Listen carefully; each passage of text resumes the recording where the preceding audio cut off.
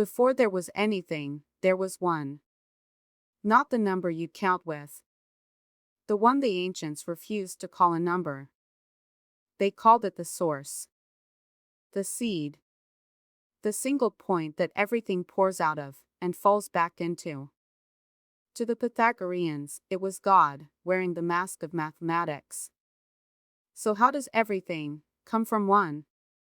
That's the door we're about to open. Strip away the world, every color, every sound, even your own name, and what's left is one. That's why they hid God inside it. The monad isn't the first number. It's the reason there are numbers at all. Numbers. Their occult power and mystic virtues. By Wynn Westcott. The number 1, the monad. The mathematician the Eon of Smyrna defined it as the principle and element of numbers, which, while multitude can be lessened by subtraction, is itself deprived of every number, and remains stable and firm. As number, it is indivisible. It remains immutable, and even multiplied into itself it remains itself only, for once one is still one, and the monad multiplied by the monad remains the immutable monad, to infinity. It stands alone among numbers, for no number can be taken from it, or separated from its unity. Proclus observed, the first monad is the world itself, the second is the inerratic sphere, then thirdly succeed the spheres of the planets, each a unity, then lastly are the spheres of the elements, which are also monads. And these, having a perpetual subsistence, are called wholenesses.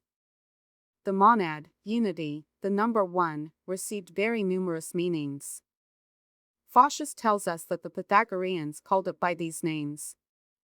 God, the first of all things, the maker of all things. Intellect, the source of all ideas.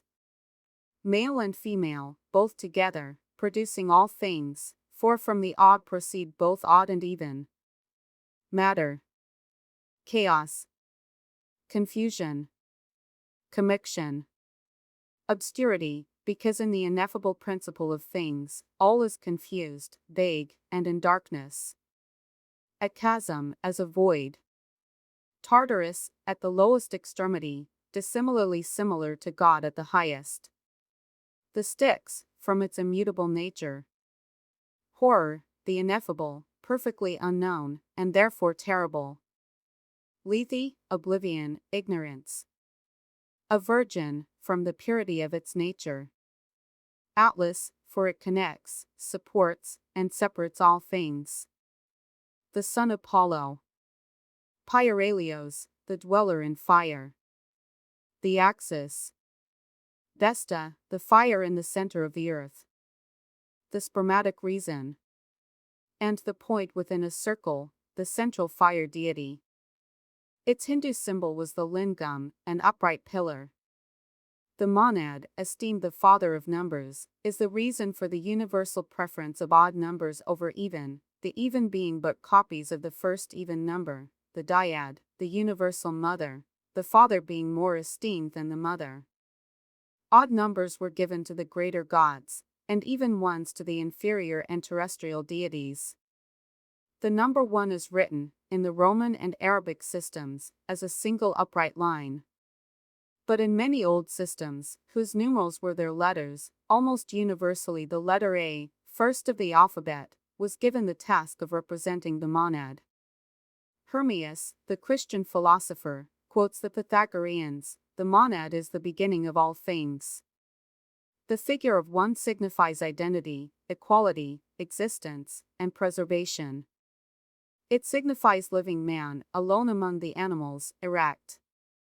Add a head, and we make of it the letter P, the sign of creative power. Add another stroke, and we have man walking, advancing, in the letter R, which signifies advancing. Compare unity, solace, alone, the unique principle of good, with soul, the sun, the emblem of supreme power, and they are one. The Hebrew word for one is achad, and it is often put for God. God's one voice to man is the bothkol, the echo, or daughter, of the divine voice.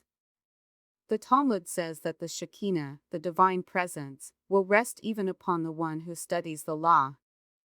One pang of remorse is of more avail for reformation than many stripes. One thing obtained with difficulty is more valued than 100 obtained with ease. Rabbi Nathan exhorted, "Repent one day before thy death," a maxim teaching the duty of being ever prepared, for every day, some advance in knowledge and goodness should be attained. Ever work, and ever pray, for the road winds upward all the way.